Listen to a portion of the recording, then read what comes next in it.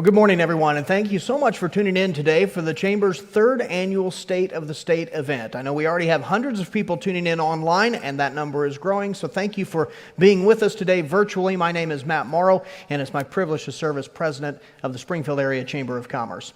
I'd like to thank Dr. Daniel Ketter and Dr. Emlyn Johnson from Missouri State University for kicking things off with their beautiful music today. What a special treat that was. I wish we could all be with you in person today. I wish we could see you today, but out of an abundance of caution and trying to keep everyone as safe as possible, we did make the decision to move to a virtual platform today. So thank you very much for your flexibility and for tuning in online. I want to thank and commend the business community for how you have handled this pandemic and all of the curveballs that have come with it. It's an understatement to say that 2020 has been challenging. We have felt this crisis in every element of our lives, but through all of these trials, I continue to be inspired by and proud of Springfield and the entire region. I'm excited to have you join us today to hear from Governor Mike Parson, who will share his outlook on the coronavirus recovery process. Thank you for being with us for that and for tuning in for the governor. I want to give a special thank you to the governor for being with us today as well. It's just an honor to host you again today. Before we get into the program, I would like to take this moment to introduce Michael Spires. He's Artistic Director with the Springfield Regional Opera, and he's going to sing our national anthem.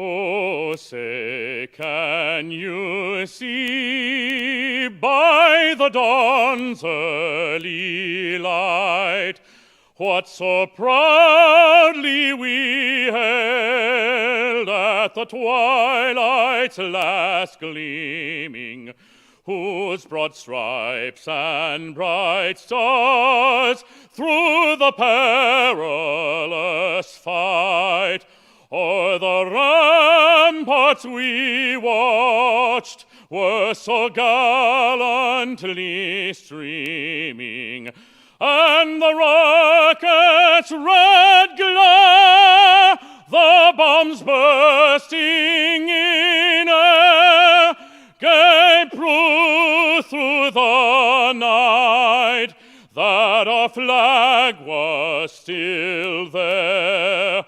Oh, say does that star-spangled banner yet wave o'er the land of the free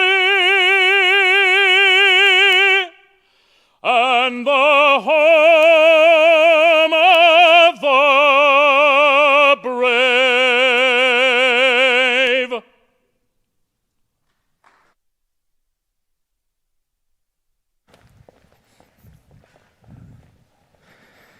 Thank you so much, Michael. What a tremendous rendition of our national anthem. Now, the Chamber of Commerce is always advocating for the needs and priorities of our members and of the business community. We advocate for business at City Council, in Jefferson City, and in Washington, D.C. But during this pandemic, our members needed even more. You needed us to be the voice of business in a way that none of us really could have imagined. So we added to this regular, ongoing advocacy work, this one critical element of advocacy to that work that we already do. We tried to meet our members in the moment you were experiencing and to bring you rapidly changing information and resources to help you navigate the uncharted territory of COVID-19. We tried to represent your voice at the decision-making table, and our public affairs team has set up more than a dozen virtual informational meetings with elected officials, HR, health, and legal experts. These sessions have offered the opportunity to ask direct questions and get answers relevant to your specific business. And you've responded. Hundreds of you have attended these sessions in real time, and countless more have watched the online sessions as recordings later. We also have made resources available like our Return to Work Guide and our weekly policy updates. And we've regularly connected policymakers with you so that they're aware of the issues the business community continues to face related to potential and ongoing ordinances. But as with everything we do, the most important voice is the voice of our members. So let's hear that voice, your voice, right now.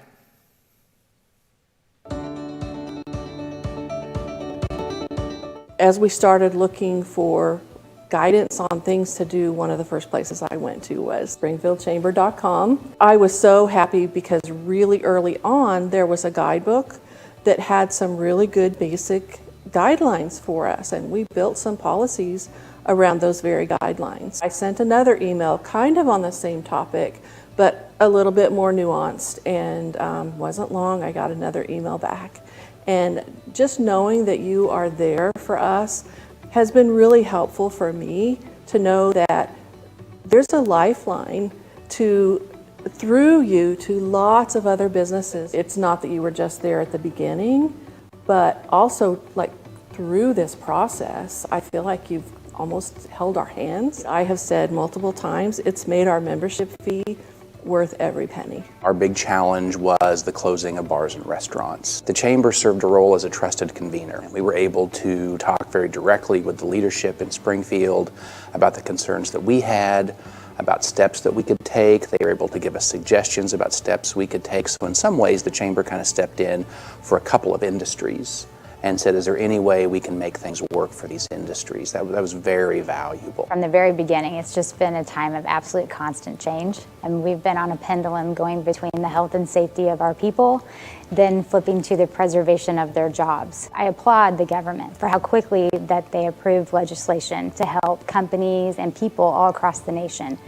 What was difficult in how quickly all of those things passed were the details on what applied to who. We leaned on the Chamber during that time, and I cannot express enough thanks for their willingness to ask questions for us, to make sure that we were connected to the right state and local leaders to ask questions of, so that way we were able to get all the details we needed to make good decisions for our organization. I just thank the Chamber very much for making sure we had the information we needed at the right time. If the Chamber has not been in the forefront of that, making sure that the business community knows in advance as to what is coming down the pipe as it relates to the PPP program, I, for one, would not have known about it. This not only helped my business in order to keep my employees, even though we didn't have a whole lot that was going on, at least we were able to retain them until hopefully as things begin to settle back down, we'll be able to get back on our feet. They kept us in touch with strong leaders at our state level, community levels, in our health care. That was vitally important for us to stay plugged in. But we needed a one-stop shop, and that was the Chamber. I knew that I could, with a few clicks, find all the information that I needed. I just received our renewal, our membership renewal, and I didn't hesitate. Because you know what I know, if we're partners, our Chamber needs us now more than ever. The Chamber has been fantastic. They've been a great resource for data, and they would boil it down without politicizing it. They would just give the facts, which I think is crucial for business owners. They also have been helpful on a micro level for businesses, just on fundamental questions on how to access stimulus money, PPP loans, how to work through that process. The Chamber is doing now what, frankly, I think they're best at, which is advocating for our community and our businesses at the state and national level. One small business doesn't have a big voice, but the Chamber is exactly what that's designed to do. It's designed to provide a collaborative format for small businesses to have the ability to actually influence policy, and that's what the Chamber's done in this crisis.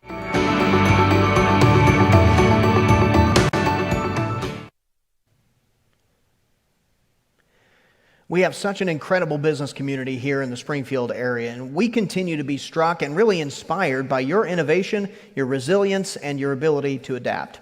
We appreciate all that you do to make Springfield what it is, the very special place that it is. And at this point, I'd like to take a moment to introduce the Missouri State University President Cliff Smart for a special legislative recognition on behalf of the Springfield Metro Partnership. Cliff?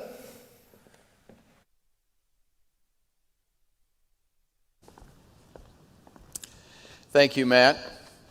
The university is one of 10 organizations that partner to make up the Springfield Metro Partnership. The other 9 organizations in the coalition include the City of Springfield, City Utilities, Greene County, the Libraries and Arts Council Alliance, Ozarks Technical Community College, Springfield Area Chamber of Commerce, Springfield Convention and Visitors Bureau, Springfield Public Schools, and the Springfield Regional Economic Partnership. The Springfield Metro Partnership has a long history of presenting a unified voice in Jefferson City on priorities that impact our region. Legislators often tell us that our region's ability to advocate jointly for those core issues is really unique and continues to be a model for other parts of the state. On behalf of the partnership, I'd like to thank the legislators that represent the Springfield region for your service to our state. From Springfield, that includes Senator Lincoln Huff and Representatives Sonia Anderson, Craig Fischel, Elijah Haar, Steve Helms, Crystal Quaid, and Curtis Trent. And from our immediate surrounding area, Senators Eric Burleson, Sandy Crawford, Mike Cunningham, and David Sater, as well as Representatives John Black, Jared Taylor, Jeff Messenger, and Lynn Morris.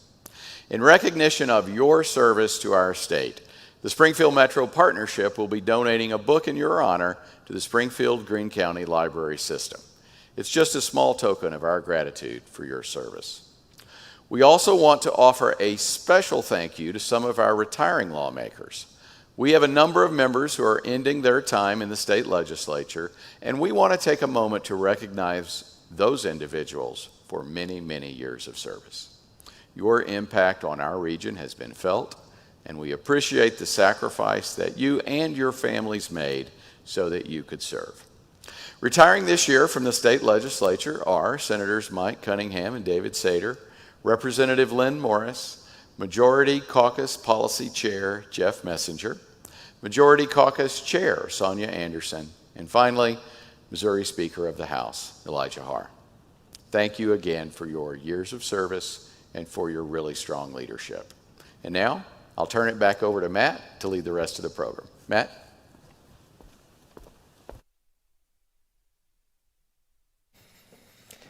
Thank you so much, Cliff. And a special thanks to you and to Missouri State University for hosting us today. We couldn't have done this without the tremendous team here at the Hammonds Hall, including Keith Boaz and just the whole team here at the Juanita K. Hammonds Hall for the Performing Arts. I also want to thank our friends at Southwest Audio and Visual for helping us bring you today's program and for pivoting to the virtual broadcast seamlessly as well. At this point, I'd like to take just a moment to recognize and thank our sponsors for the event. We couldn't present this event and this program without their support, and we're so grateful for it. So thank you for starters, of course, to our presenting sponsor, Hartman & Company, specifically Dean Hartman and Mary Beth Hartman. Thank you so much for your leadership and for your sponsorship of this program. And thank you to our gold sponsors as well, Burrell Behavioral Health, Central Bank and Central Trust, Greater Springfield Board of Realtors, Jeff Childs Commercial Real Estate, Missouri State University, and Inform Architecture. Our silver sponsors today are Cox Health, the Epilepsy Foundation of Missouri and Kansas, Neeks Building Centers, Ozarks Coca-Cola Dr. Pepper Bottling Company, and the University of Missouri School of Medicine. And thank you to the numerous corporate sponsors who supported today's event as well. As I mentioned, this is our third annual State of the State event, and it is, we actually had to move it after 2 years to a different venue because our attendance had outgrown the previous venue. I'm proud to say that just in our online viewership that we have the largest audience we've ever had for a State of the State event, and so we continue to have just outstanding support from our membership. I want to thank you and thank all of our sponsors. And finally, I want to also thank our legacy of leadership sponsors who provided support not only for this event, but for the Chamber's work throughout 2020. Mercy, Focal Point Outdoor Solutions, and Associated Electric Cooperative. And now I'd like to take a moment to introduce this year's chairman of the Board of Directors for the Springfield Area Chamber of Commerce. It's a great privilege to work with our outstanding business community as well represented on our Board of Directors, and none better than Guarantee Bank's Robin Robeson, our chairman of the board in 2020. Robin?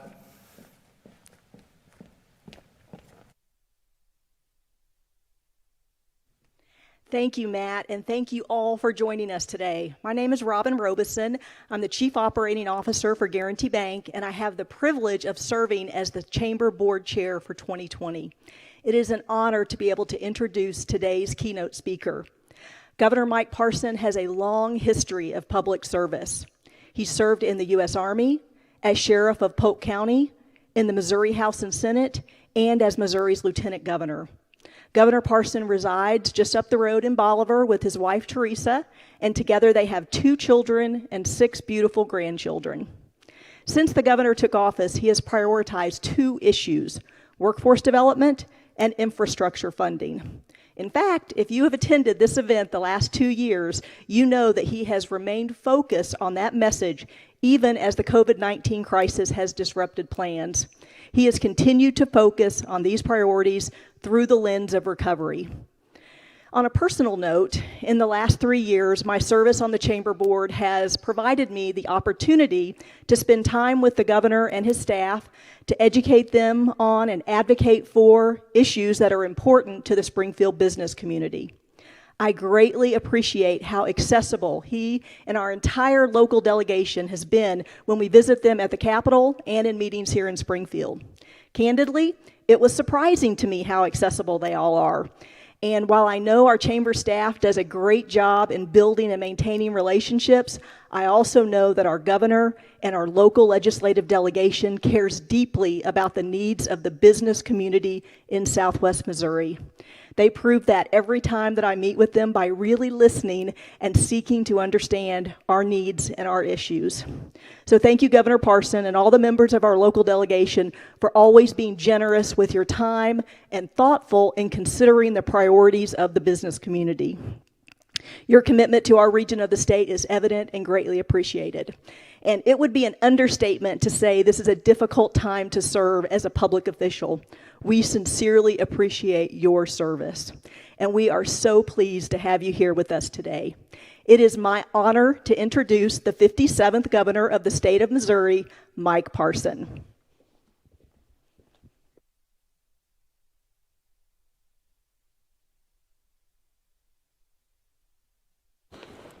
First of all, thank you, Robin, for the introduction, for the kind words. I also want to thank Matt for his leadership in the Chamber, Cliff Smart for his leadership, and great to be here at Missouri State University this morning, and the Springfield Chamber for what they've meant over the years as to help me through my process as a legislator over the years and now as governor, to be able to be part of them and understanding how important the role they play here on that. I also want to thank the legislators. The legislators had it's been a tough year for a lot of us for 4 or 5 months, but you know what? As we know in Southwest Missouri, you got to work hard when things get a little tough, and we continue to do that in the state of Missouri. So good morning to everyone. It's great to be here in Southwest Missouri. Always close to home, so I always enjoy that when I get here. It is hard to believe that we are already over halfway through 2020. These past 6 months have been a whirlwind, to say the least. We started off this year excited for the future and the direction of Missouri. Up until this point in my administration, we have been very fortunate to have a booming economy, record low unemployment, and high wage growth. Incomes have gone up, and taxes have gone down. We have, at many times, had more jobs available than we have had people to fill them. Because of this, we have been able to focus on skilling up our workforce and making necessary investments in infrastructure. During these times, we have also been able to put forward responsible and conservative budgets to the General Assembly. Last year, we were able to leave $100 million on the bottom line in order to respond to any unexpected revenue declines. Knowing what we have been through, we are so glad we did. We also propose to do the same for next year, ensuring another year of responsible state budgeting and savings. As I laid out in my State of the State address in January, we had full intentions of continuing our workforce development and infrastructure, where we were gaining national attention for our positive momentum. We were also committed to investing in public safety, building stronger communities, and improving state government. Needless to say, when COVID-19 hit Missouri in March, everything changed. At that time, no one knew what to expect. There was a lot of uncertainty, worry, and concern. Concerns that our hospitals would be overwhelmed and we wouldn't have enough ICU beds and ventilators. Concerns over PPE shortages. Concerns that testing wouldn't be widely available. And many, many other challenges. But here we are today, just over 5 months since our first case in Missouri. And I am so proud of our citizens, Missouri companies, chambers, and communities across the state for doing their part. Thanks to all of you, we have overcome all of these obstacles and more than met the 4 pillars of the Show Me Strong recovery plan. Pillar 1 was testing. We went from testing only 4,000 people per week to approximately 90,000 tests per week. Pillar 2 was PPE. We continue to receive and distribute PPE across the state, and we received national recognition on the Google PPE Marketplace. We currently have over 100 hospitals, 1,000 sellers, and nearly 2,000 healthcare providers, Missouri businesses, and other organizations registered in this marketplace. Pillar 3 was hospital capacity. Our hospitals were not overwhelmed, and we converted a hotel into a hospital in just 11 days, thanks to the Missouri National Guard and the Army Corps of Engineers. Pillar 4 was data. We went from having no state-specific data to an entire dashboard of Missouri data from across the state. It is truly incredible to think about how far Missouri has come in such a short amount of time. We have learned and accomplished so much since March, and knowing what we know now, we are much better prepared to deal with COVID-19 going forward. We are confident that Missouri is on the road to recovery and that we will come back stronger than ever before. Already, we are beginning to see signs of economic recovery. Just last month, Essential Federal Services announced plans to open an advanced technology center in St. Louis County later this year, which is expected to bring in 1,400 new technology jobs. Also last month, Lincoln County broke ground on a new workforce development training campus that will create nearly 100 new jobs and $2.8 million in private investment. Tooling Tech Group, the second largest tooling provider in the United States, announced a $4.5 million investment to expand its Washington, Missouri operations. Tyler Pipe Company announced a $4.9 million investment and 75 new jobs in Marshfield. Armstrong World Industries and AGCI recently announced a $8 million investment and nearly 130 new jobs also in Marshfield. And just last week, Chewy Incorporated announced plans to open a new 800,000 square foot e-commerce fulfillment center in Belton, Missouri, which will bring in over 1,200 new jobs to our state. These are just a few examples showing that even in the midst of COVID-19, Missouri remains a top location for businesses, investment, and expansion. Just a couple of weeks ago, we received even more good news on the economic recovery front. According to the June jobs report, Missouri's unemployment rate dropped more than 2 full percentage points, from 10.1% in May to 7.9% in June, with employment increases by over 71,000 jobs. For May and June combined, Missouri recovered approximately 1/3 of the jobs lost in March and April. And Missouri's economy is recovering. The jobs are out there. We are on the right track, and we will continue to do everything we can to rebuild our economy and help Missouri families, businesses, and communities recover from this crisis.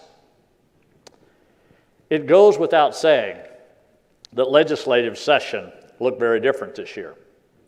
However, there were still several important pieces of legislation passed that you all supported. One of these is Senate Bill 591, which raises the standard for punitive damages. Protecting Missouri businesses and equipping them with the tools to succeed has always been a priority of my administration.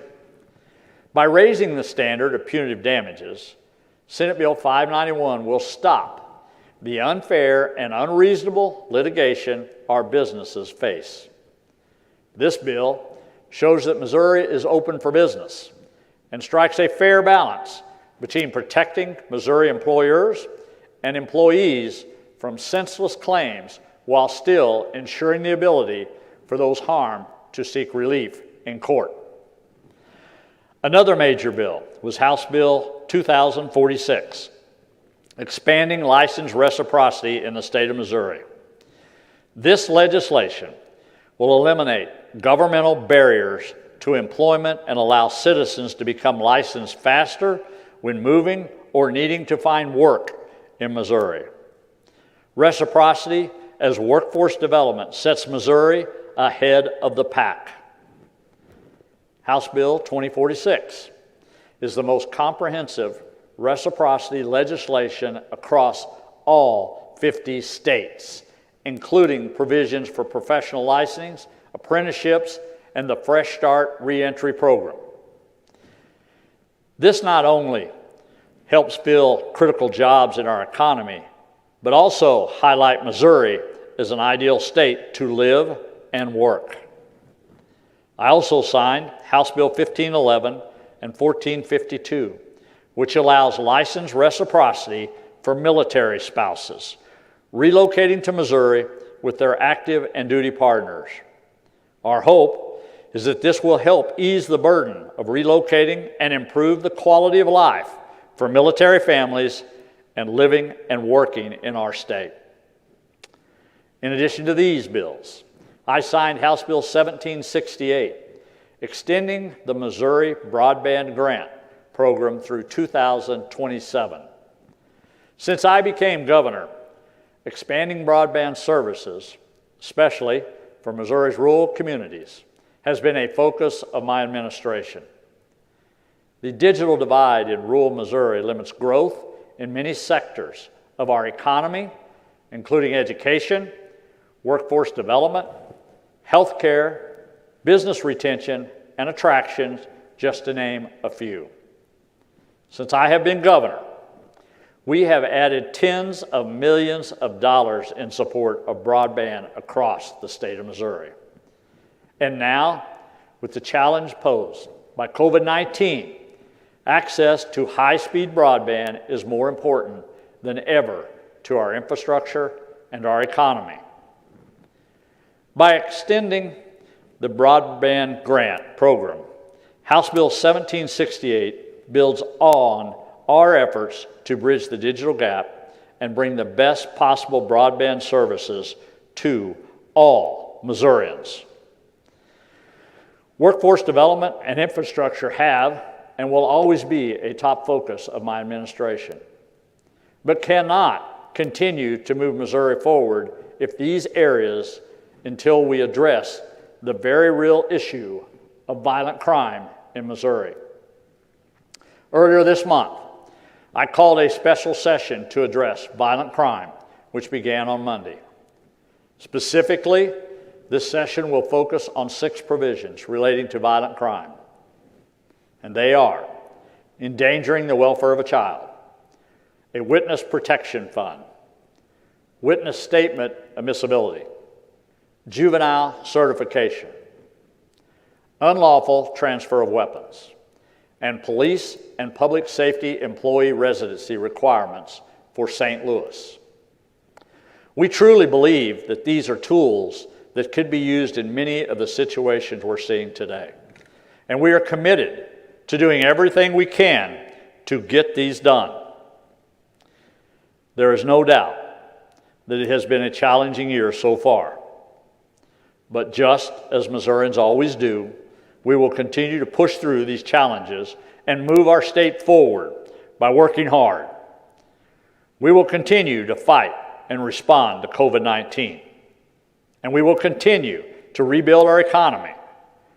We will continue to strengthen our workforce and improve our infrastructure. We have to be able to move forward while still protecting public health, and by working together, we can and we will do both. We are already making progress, And I strongly believe that Missouri will bounce back quickly and stronger than ever before. It is an honor and privilege to be the 57th governor of the state of Missouri. May God bless you, may God bless the great state of Missouri, and may God bless the United States of America.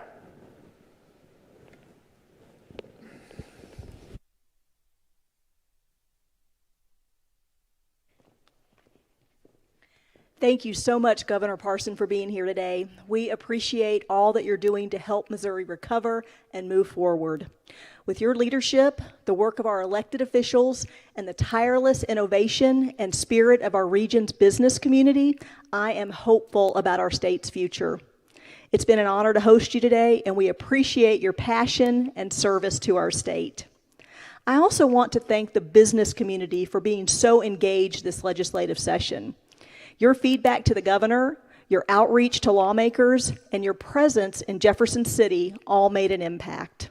I know everyone listening cares deeply about our state and about our physical, mental, emotional, and economic health, all of which are inextricably linked.